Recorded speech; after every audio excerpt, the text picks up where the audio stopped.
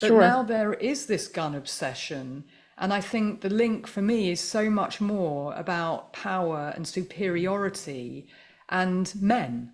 And I can't get away from the fact that we talk about guns, but actually, this is a man issue. This is a man issue with a weapon that's available because 99% of these shooters are Right. men, some Targeted boys. violence is a male conduct. It isn't that there have never been females, um, but there have just been a handful of hundreds, 400 plus in the last 25 years that we would identify as this type of targeted violence. A handful of women.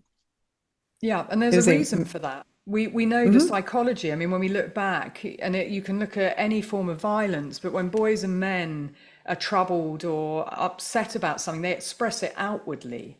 Women are right. much more likely to take it out on themselves. So that's where we see self-harm, but they tend to internalize it, and women look to self first of all, but boys and men externalize and they look to others.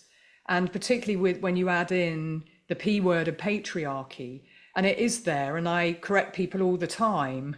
When people think that this is just solely a gun issue, a gun on its own doesn't do anything. But when you put it in Right. someone's hands, and particularly, a man's hands who has a superiority complex, and it might be they feel inferior, but you put a gun in their hands, then they're dangerous and they're armed. And of course, when you've got assault weapons, AR-15s and so forth, things that were designed for the military, that to me again is just mind-blowing. Civilians can even get their hands on weapons like that, weapons really of mass catastrophic casualties. That's what it creates. So it should only really be in special military trained personnel hands.